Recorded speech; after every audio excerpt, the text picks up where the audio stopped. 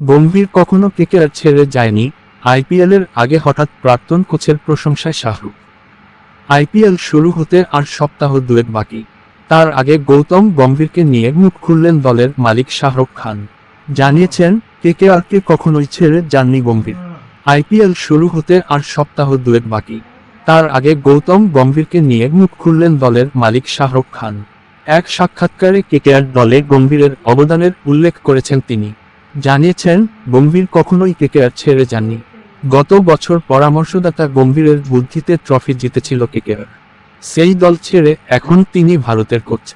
তবে শাহরুখ প্রথমবার কথা বলেছেন গম্ভীরের দলত্যাগ নিয়ে। অধিনায়ক হিসাবে দুবার ট্রফি জেতানোর পর 2017 সালে কেকেআর ছেড়ে দিল্লিতে যোগ দেন গম্ভীর।